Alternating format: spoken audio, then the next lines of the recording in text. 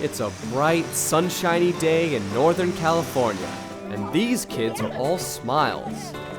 That's because today, they're in Mother Nature's classroom at Lundberg Family Farms. Here at the farm, we do grow 17 varieties of rice. 70% of what we grow is certified organic, and the other 30% is our own label called Eco Farm, which is our conventional rice. Lars Lundberg says sustainability is in this family's DNA. We've been doing it since 1937, focused on organic, just with using water as the main weed controller, and then disking the crop back in instead of burning it, and growing cover crops and rotating the rice on and off. Cover crops also lay out the welcome mat for wildlife, one kind in particular.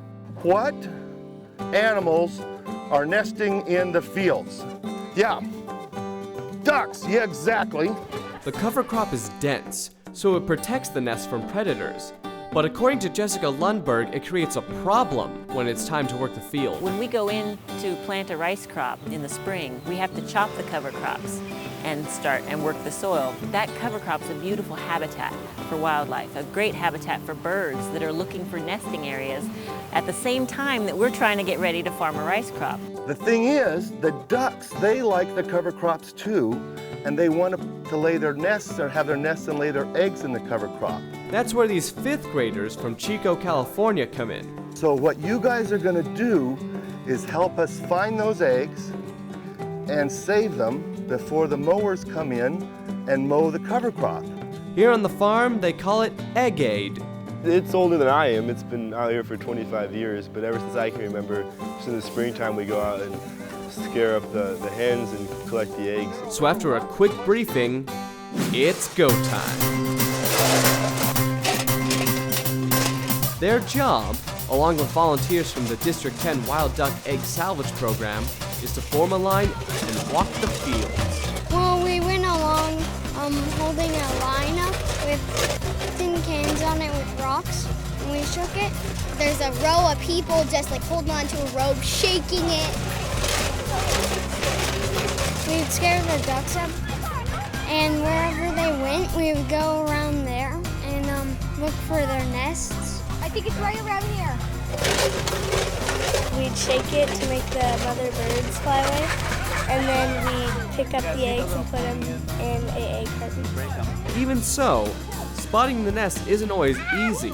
Oh my gosh! I think I see something underneath here. Here! There's one over there too! We would all race over there to where we saw the bird go up. It's warm. Have you done one? It's warm. Are they? They'd find a nest and they'd pick up the egg and they'd say it's warm. These birds are actually living out here. They don't go home to a house or they don't have some shelter. They actually are eating and drinking and flying and making their nests and hatching babies out here. Wow, this is a pretty big deal. Good job. When the day's done, it's time for the count. Kind of grouping the eggs together. There's 3 different nests here. There's a nest of 3 and a nest of 1 and another nest of 3. Altogether, we found 53. We call that egg-tastic.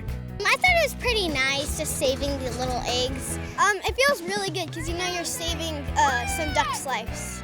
Well, I think it was fun and it was a good thing to do because we're helping the animals since if we're destroying their homes, we should at least kind of help them by saving them.